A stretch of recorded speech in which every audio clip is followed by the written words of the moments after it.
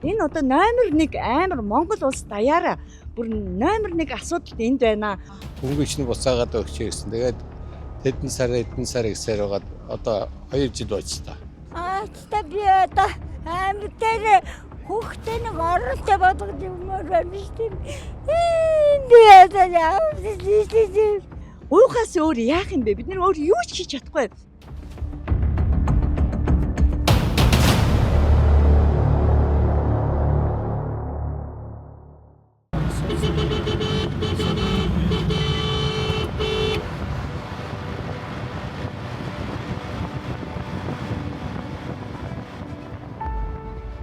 Сайн байцгаана уу үзэгчдээ. Монголын үндэсний олон нийтийн радио телевизийн асуудлын мөрөөр нэвтрүүлэг орон сууцны захиалга ба залилан нэвтрүүлгийнхаа 2 дахь дугаарыг бэлтгэн хүргэх гэж байна. Өмнө нь манай нэвтрүүлгээр Эрхэт Монгол Group, March Construction, за мөн Багнат өргөө компанийн туслан гүйцэтгэгч Geocanan гэх мэт компаниудын хохирогч иргэд манай нэвтрүүлгээр орж байсныг бол үзэгч та бүхэн санаж байгаа хаа. Тэгээд манай нэвтрүүлэг цацагдаж эхэлснээс хойш өөр олон компани иргэд бол манай нэвтрүүлэгтэй холбоо барьсан байгаа. За мөн олон нийтийн цаг шууд нэвтрүүлэгт маань бас олон хохирогч иргэд ирд санал бодлоо хэлсний үндсэн дээр манай нэвтрүүлэг 2 дахь дугаараа ийхүү бэлтгэн хүргэхээр болсон. Тэгээд өнөөдрийн маань дугаарт бол өмгөөлөгч Ган Эрдэнэ бид нартай хамт яваад тэгээд хохирогч болсон иргэдтэй бас уулзаж ярилцаад зөвлөгөө мэдээлэл өгөх байгаа тий. Сүүлийн үед бол орон сууд одоо захиалгын гэрээг үндэслээд одоо гэрээгээр халахцсан залиланч байна. Мөн одоо энэ нөхцөл байдлыг далимдуулаад энэ иргэдийн зайлшгүй хэрэгцээг одоо далимдуулаад хөрөнгө эргэлдүүлдэг энэ барилгын салбарт тодорхой бусад байдлаар ашиг олох зорилгоор хөрөнгө эргэлдүүлдэг тохиолдол байгаа. Тийм учраас өнөөдөр хууль эрх зүйн орчинд нь ямар тохиолдолд ир болж байна, ямар тохиолдолд иргэний эрг болж байна. Иргэд энэ дээр одоо ер нь цаашдаа юун дээр анхаарах хэрэгтэй. Хууль эрх зүйн талаас нь ямар хийдэл байгаа юм гэдэг зүгээс хуульчийн зүгээс байр суурь илэрхийлэхэд өөрсөн та бүхэнд баярлалаа. Тэгээ хэдүүлээ гэж гисэн дараагийн эхний нөгөө кейс басан одоо захиалагч нар дээр очиж мэдээлэл хийх нээлж тавьчих гэж бодсон шүү дээ.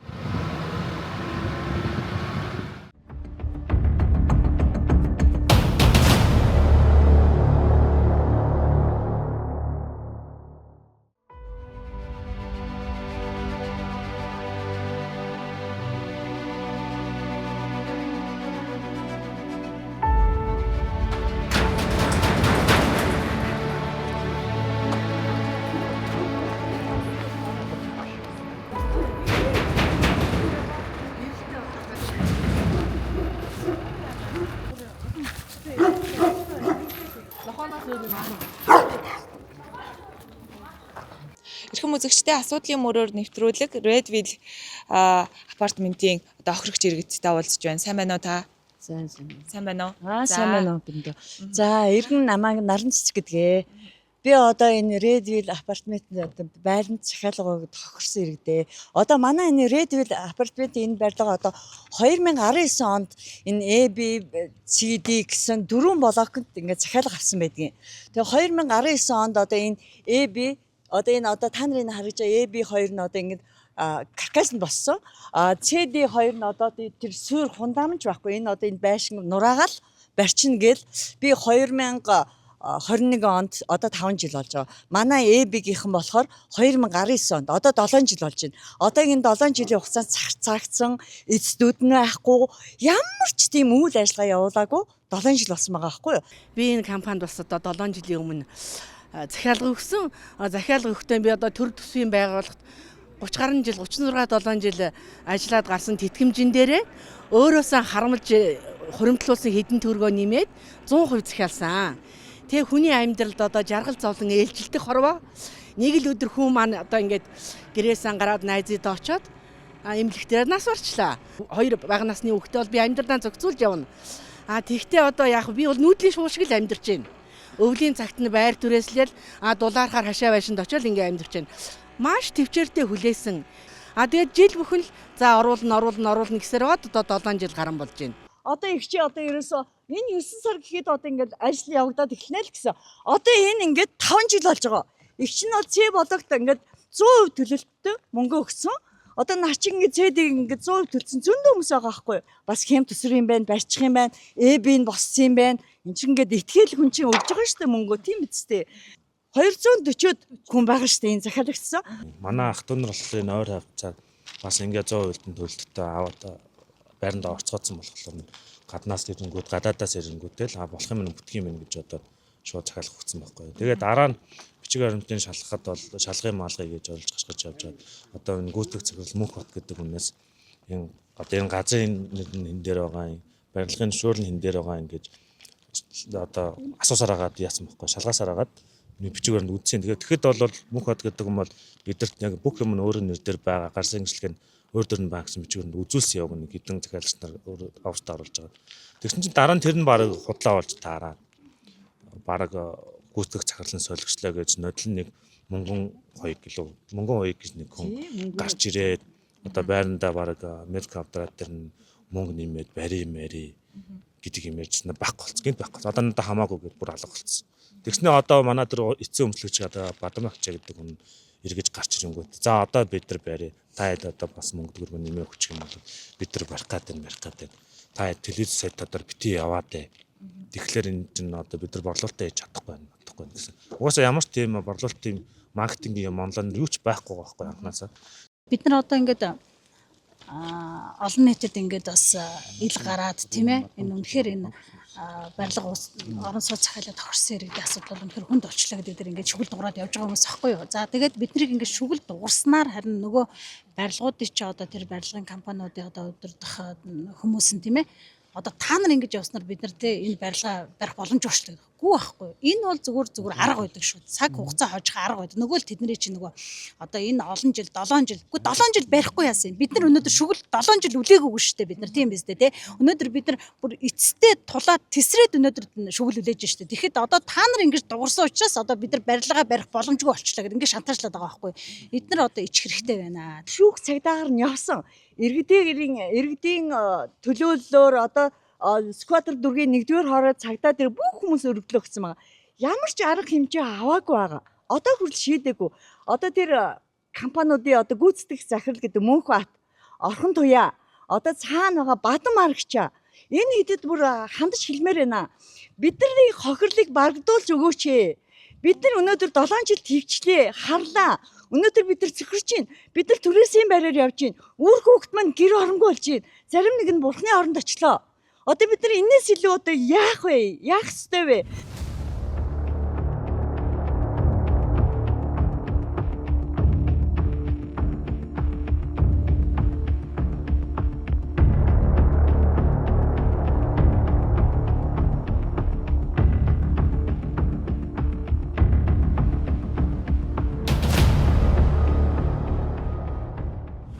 Та захиалсан гэрээг авчирсан уу? Бага За тэгвэл хэдүүлээ өмгөөлөгчөөс бас зөвлөгөө мэдээлэл авъя.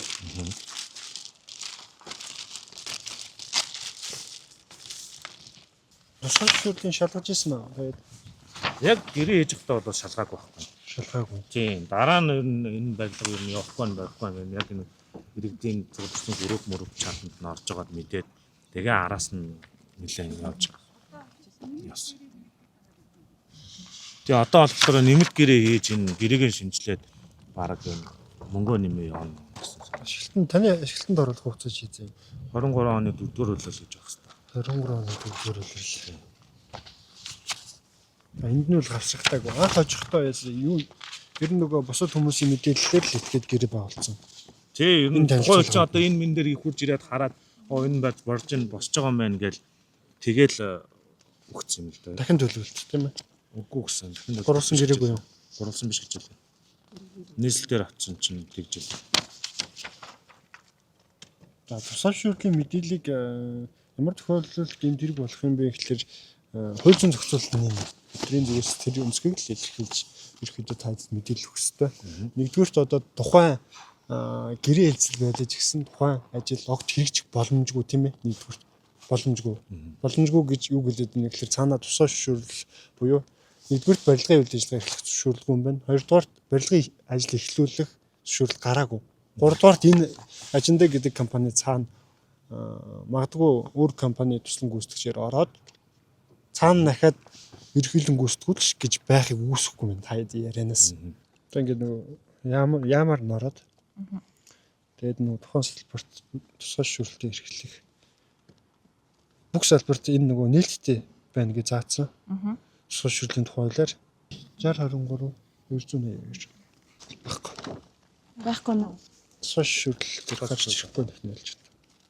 Тэр нөгөө мөнгө хоёуд гэдэг нь бол нодлон зүгээр гарч ирсэн ээ. Ямар ч хүчээр онд үзүүлэхгүй л энэ барилгыг одоо манах эхэндээ бол ингэж гарсан одоо шинээр манах өөр компани орж ирж байгаа гэж ярьж байснаа сүүлдээ одоо гүйцэтгэх захирлан цол мөнх хотон цологдоод мөнгө хоёуг нь болцоон гэж яриагдаал ингэ.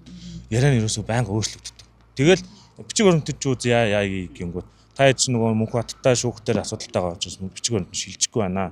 Агт та нар гэрээгээ шинжилгээ хийчих юм бол мөнгө өгчих юм бол барьж эхэлнэ гэсэн яриа бодсон байхгүй. Тэгээд сүүлдээ бүр намайг чинь энийг байнга ирээд ингэ янз бүр болоод ирэнгүүт дарамтлан уцаар хүртэл чи хаана нуулж уучраа чи яасан их явдыг барьдээ гэж юу нас гэдэг дамжлсан юм бичлэг нас байгаа. Иргэний журмаар явж болно гэж юм тий. Тэгээд гэрээний дагуу ингээд хууль гэрээний хугацаа хэтэрчлээ шүү дээ. Тэгвэл тэр нөхцөлд одоо юу яажлах вэ? Одоо нэгэнт ингээд шүүхээр ингээд гаргаад ингээд хогорсон тогтоогдоод гэрээгээ цуцлаад мөнгө гаргуулъя гэж шүүхийн шийдвэр дээр очсон. Гэвчих шүүхийн шийдвэр дээр очиод мөнгө нь одоо болтол төлөгдөхгүй байгаа нөхцөлд яах ёстой вэ? Төлөгдөхгүй байгаа нөхцөлд өнөөдрийн нэгдүгээр шүүхийн шийдвэр гараад шүүхийн шийдвэр гүйцэтгэх газар шилжсэн дарааллаар буюу таны өмнө А, Б, В, Д гэдэг ийм 5 6 хүн шийдвэр гараад шилжсэн байх юм бол тэр хүмүүс эхлээд төлбөр багтах ёстой. Хоёрдугаар шүүхийн шийдвэр гүйцэтгэх ажиллагаа эхний ээлжинд тухайн хүнд мэдээлэл хүргүүлээд байгаа хөрөнгө дансын битүүмжлэх өөрт байгаа болон эд хөвшлийг битүүмжлээд хураах ажиллагаагаар багтуулах ёстой.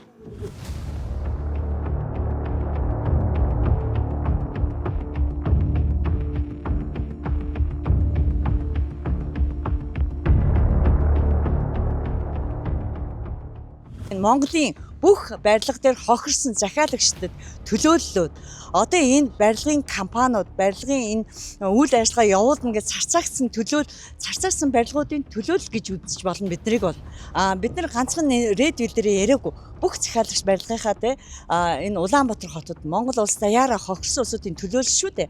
Тийм учраас бид нар дуу хоолойгоо хүргэж байгаамаа. За дуу хоолойгоо хүргэж байгаа нэгт гэвэл бид нар юу шаардж байна вэ?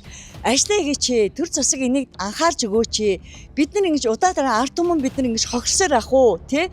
Одоо энэ 7-8 жил гэдэг бол хугацаа. Одоо Учирлын засгийн газар энийг бүр номер 1 ажил болгож биднийг энэ гомдлыг баргадуулаач гэж гуйж чинь хүсэж чинь. Ер нь одоо нийлийн фидэн бидний амьдрал бол доройтож ш. Тэр нь монголчуудын амьдрал бидний төвтгэр ямар вүлээ? Зах зээлийн үнээр өртөг ямар байгаа вүлээ?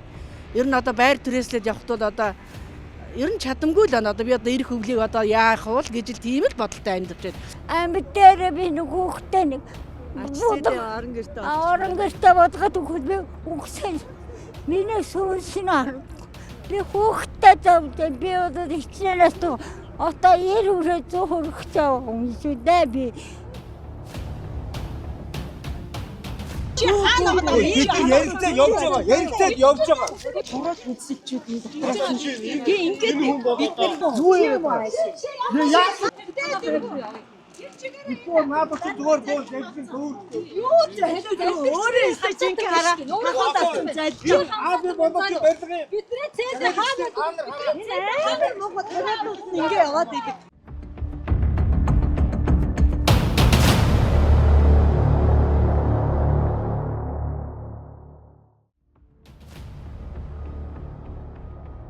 Нарны их группийн гигэн минималист төслийн захиалагч Ганбат манай нэвтрүүлгийн эхний дугаарыг үзээд бидэнтэй холбоо ирсэн юм.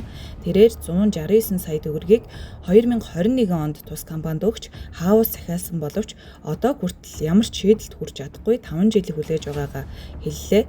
Мөн тус компани захиалагчид ихэнх нь гадаадад амьдардаг хүмүүс байдаг бөгөөд олуулаа ирж уулзаж чадахгүй байгааг хэлж байлаа. Тэгээд одоо энэ компани гүйцэтгэл бараг байхгүйтэй адилхан. Одоо жишээ нь нэг 4 игнээ энэ барь чинь 7 игнээтэй байшин хотгоны чинь 4 игнийг хагас дутуу хийгээд тэгээд ерөөсөө үндсэндээ одоо ямар ч ажил байхгүй.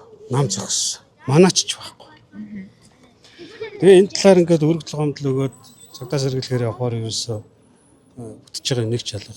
Иргэний шүүхэд өгж байгаа зарим нэг улсууд нь иргэний хэрэгт өгөхөөр нөгөө иргэний чинь хайг нь тодорхойгүй байна. Уцын олж иг нь ярихаар уц нь холбогдохгүй байна гин. Ингээд ерөөсөө иргэний шүүхтэр явдаг гацчихдээ юм байна. Эрүү дээр нөхөр эрүүгийнхэн болохоор зэрэг нөгөө дотгоо хагас баригдсан болохоор хэрэг үүсэх үндэслэл байхгүй гэдээ татгалзчихдээ юм байна. Ерөөсөө ингээд яахаа мэдгээ байсан эдгээр улсууд одоо ингээд манай захиалагч нарын 97% нь баг бүгд гадаадад байдаг. Одоо би хийж чинь гадаадад амьдардаг. Тэгээ одоо ирчээд би 5-6 сарын асуудлаар төөцөлдөө судлаад явж байна. Ерөөсөө ганцхан мөрөх шаардлагасангүй. Энэ компаниар ер нь нийт хэдэн хохирогч байгаа вэ?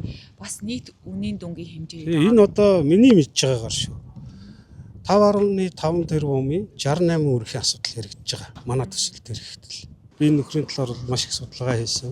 Өгшөө энийг би одоо цаашаа ямар шатны байгууллага гэдэг нь тултал явуулна гэж бол байж байна.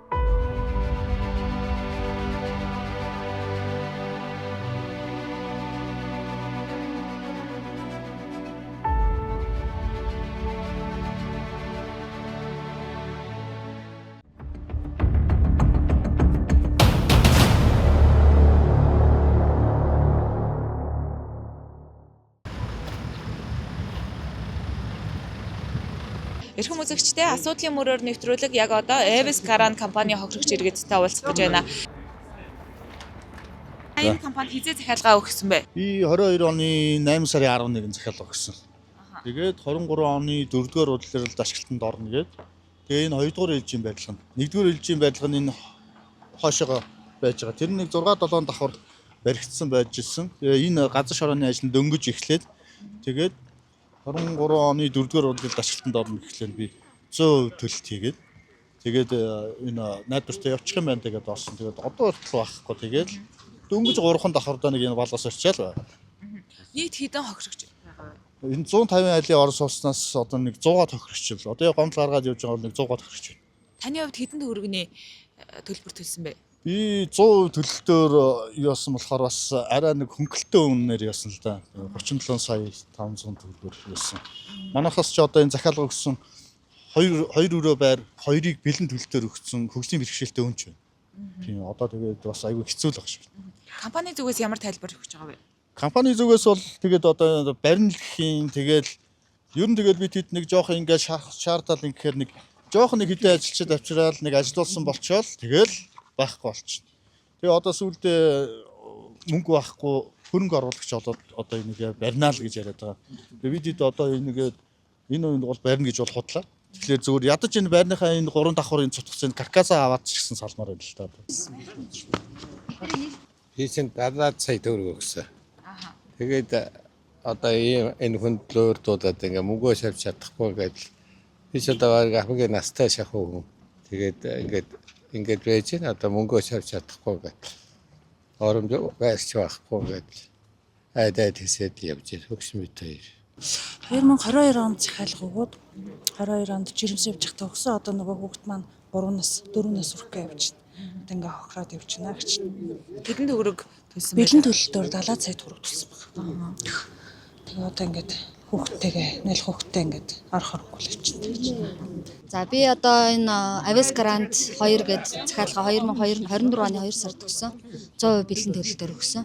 Тэгээ 24 оныхоо 3-р улиралт 4-р улиралт ашиглалтанд орно гэдээ одоо хүртэл ороогүй байгаа. Би одоо цалингийн зээл аваад өөртөө цуглуулжсэн хэдэн төгрөгөө бүгдийг нийлүүлээд өгсөн. Тэгэл одоо түрээсийн байраар сард 700 сая төгрөгөөр байр түрээслээд явж байгаа. Түрээсийн мөнгө орж ийн. Цаг хугацаанд байр нь орохгүй ингээл худлаа яриад захиалагчтайгаач ерөөсөө уулзахгүй. Энд нэг офис гээд байдаг. Тэрэн дээрээ ерөөсөө байхгүй. Би энэ компанид нэг 2 өрөө байр нэг 80-90 сая төгрөгийн нэг 100% төлөлтөөр гэрээсэн байгаа. Тэгээ анх юугийн ч мэдэхгүй одоо нэг 2 сайхан хүн л нэг зураг мураг үзүүлээд дахиад л одоо өгсөн чинь байхгүй тэгээд. Тэгэл одоо ингээд хаяа нэг сураг сонсохоор газрын хүртэл одоо ингээд ламбард нь чинүү банкнд чинүү 50 банк ус 50 дууцсан гэл одоо бүр одоо ингээд бид нар шин тоглоом хийгээл дормжлал одоо тэгээд одоо төр засаг тэгээд энэ удирдлагууд нь анхаарч байгаа ч юм байхгүй маний дээр ч одоо тэгээд хэцүү шүү дээ одоо. Тэгэл одоо ихэнх нь одоо дандаа ингээд төрөөсийн байранд байгаа шүү дээ манайхан ч. Жил болгонд одоо өмнө үн нэмэгдээд байдаг. Төрөөсийн мөнгөн гэсэн бас нэмэгдэл байгаа шүү дээ. Тэгэл одоо бүгд л одоо ингэ сэтгэл санааны айх тэр өндөр хохиролтой тэгээ сүүлдээ одоо баг таарлах юм бол барьж яваад буудчмаар санагдах юм байна шүү дээ. Төр зэсэг яаралтай анхаарал тавьж одоо энэ хууль дүрмөө өөрчилж одоо энэ залилуулаад хохирж байгаа энэ иргэдийн хохирлыг одоо барагдуулах одоо хохирлын заавал барагдуулдаг тийм хууль журамтай болмоор байна шүү дээ.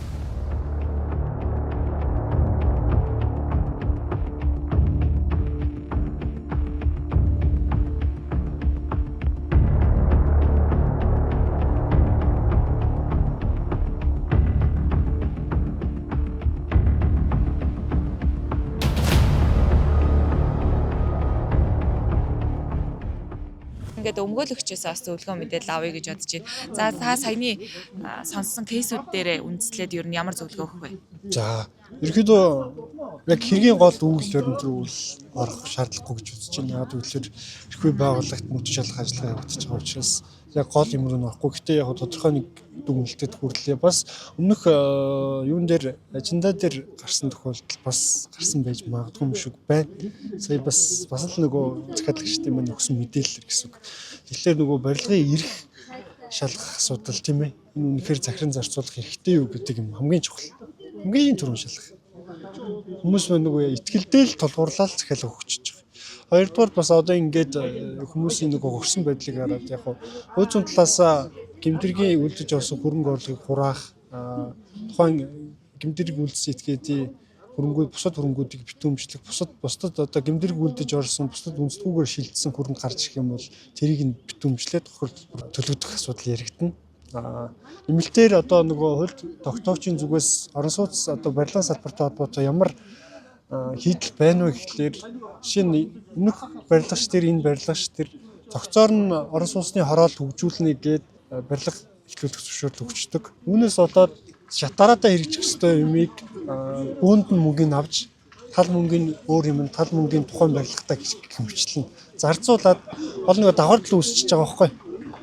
Тэр хоёр төслийг болон зэрэг хэрэгжүүлэх хэмжээнийх нь төлбөр бүрдчихэд байдаг. Гэтэл өөр нэг одоо блогийнхэн төлбөрийг өөр одоо юмд ямар ч хамаагүй бизнесийн үйл ажиллагаа бусад үршир тийм ээ юу гэдэг тэрэн зарцуулж байна. Нэгээр нь болохоор эхлээ зөвшөөрөл гарсан барилга дээрээ зарцуулждаг. Тэгэхээр нөгөө өөр төлбөрт өгсөн мөнгөө давхар гарсан барилгын ажил эхлүүлсэн зөвшөөрлийнхөө барилга зарцуулж яддаг. Тэгэхээр энийг бол тодорхой хэмжээ шат дараатай хязгаарлал өгвөл бас хоригчдын тоо нэмэгдэхээс сэргийлэх юм байна. Нэг талаас нөгөө талаас бол бас хөрөнгийн их усыг тодорхой хэмжээнд бүрдсэн үү тийм ээ те. Мөн энэ захиран зарцуулах хэрэгтэй юу гэдэг дээр бас эвгүй чухал. Яг үгээр сүүлд нь яг барилга сайнаар бодлоо гэхэд барилга ашиглалтанд орлоо гэхэд яг захиран зарцуулах хэрэггүй хэлгээд байх юм бол өөрсдөө төлбөр мөнгөөрөө зүгээр хохироод үлдэх жишээ. Зөвхөн тэр хүнээс тусдаа зөвхөн тэр хүн дээр гэмдэргийн шинжтэй асуудлын шалгаад бүх мөнгөө гаргуулж авах асуудал үүсдэг. Тэгэхээр энэ урьдчилан мэдээлэл айгуу сайн шалгаж явах хэрэгтэй нэгдүгээр. Хоёрдугаар бол энэ дахин төлөвлөлтийн төлөвлөлтөөр тухайн иргэний газрыг худалдаж аваад хэрэгжүүлж байгаа тохиолдолд бие дааж хэрэгжүүлж байгаа. Тэгэхээр ганц л юм төрийн зүгээс хийж өгөх боломжтой гэсэн үг. Сошиалын юун дээр нэмэлтээр хөрөнгийн их усыг тодорхой хэмжээнд шаарддаг тийм ээ. Нэг. Хоёрдугаар тоног төхөөрөмжийг одоо бэлэн байдал байхыг шаарддаг тийм ээ. Энэ хоёр зүрэг нэмэлтээр оруулаад барилгын ажил эхлүүлэх зөвшөөрлөө эдгээр шалгуурууд дээр үндэслээд шат дараатай эхлээд эйн хэрэгжүүлээ. Энийг нь 70-80% нь хүрснийхэн дараагаар окей за энэнийхээ материалыг татцсан бол одоо ажиллах хүчнээс шалтгааллах юм байх юм бол дараагийнх нь зөвшөөрлийг өгье. Шат дараатай. Яг гоо 100% хамгаалж чадахгүй байлаа эхнийх дээрээ залиулсан ч гэсэн дараагийн хүн хохирохоос сэргийлээ л тийм үст. Тийм байдлаар энэ хийдлийг тодорхой хэмжээнд ч гэсэн сайжруулах боломжтой л гэж харж байна.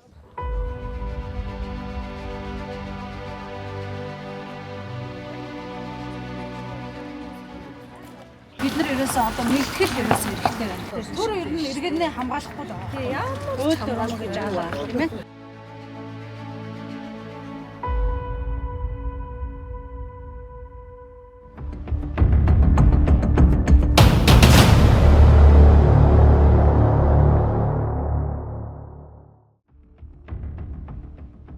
Манай нэвтрүүлэгт хүсэлтэд ирүүлсэн дараагийн иргэн бол Лонсын Монголын хариуцлагатай хувьцаат компанийн Твин Diamond барилгын хохирогч Дашват юм. Тус барилгыг Баянгол дүүргийн 26 дугаар хорооны нутаг дэвсгэрт барьж байгаа хэдий ч үйл ажиллагаан зогсоод 3 жилийн нүрийг үзэж байна хэмээн ярьлаа. 23 оны 4 сарын 3-нд би Баянгол дүүргийн 26 дугаар хороо нарны оролоо урд баригдаж байгаа Твин Diamond төсөл дээр 4 өрөө байрцгаасан бэлэн төлөлтөөр 320 хэдэн сая төгрөг бэлэн төлөөд одоо гэрээт хугацаанаас 3 жилийн хугацаа өнгөрцөн. Ингээд явж байна. Өнийн дүн бол нэлээд өндөр манайх бол метр квадрат нь 3 саяар хотын төвд гээд згаалсан. Хүмүүсийн бий болоод дундаж хавцаал үнэтэй байгаа гэж бодож байна. Надаас дээшээ 500 гаруй саяч байгаа, 200 гаруй саятай ч хүмүүс байгаа. Тэгээ одоо энэ барилга гацсан нь болохоор барилгын компаниудын хооронд өвөл ойлцол хамтран ажиллаж чадахгүй байгаагаас нь болоод бид нар одоо ингээд орон байранд орж чадахгүй 3 жилийн хөвцөж байна да. Ер нь орон сууц урдчлан захиалахад бол хямд байдаг. Одоо энэ хохирсон иргэд маш их байгаа болохоор урдчлан захиалах хийж байгаа хүмүүс айгүй бага болж байна.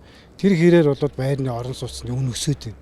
Тэгэхээр ялгаагүй дарамт нь бол буцаад ард иргэд дээр бууж байгаа болохоор одоо цаашдаа бол энэ бидний бас нэг зорилго бол бид нэрээр энэ хохирсон барилга захиалаад хохирсон иргэд дуусгар болоосоо гэж бодож байгаа.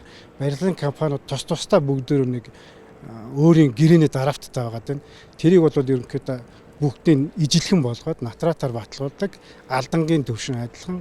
Тэгээд хэрвээ барилгаа барихгүй байх юм бол хариуцлага тооцдог ийм системд ороод явах бол ирээдүйн хойч маань бид нар шиг бас дахиад ийм золон шанал дунд гэх юм бол асуудалтай болохоор бид нар энийг нийгэм төргийа гэсэн байдлаар нэгдээд явж байгаа маа.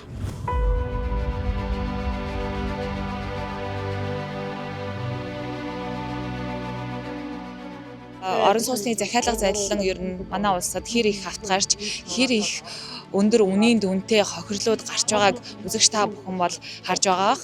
Ийм учраас иргэд та бүхэн орон сууц захиалгатаа сонор сэрэмжтэй байж тухайн байгууллагын тухайн компани одоо тусгай зөвшөөрөл гэрээ бүх энэ зүйлсийг сайн нягтлж шалгасны үндсэн дээр бол гэрээгээ хийгээрэй гэж манай нэвтрүүлгийн зүгээс зөвлөж байна. Ингээд дараагийн дугаараар уулзъя. Баяртай.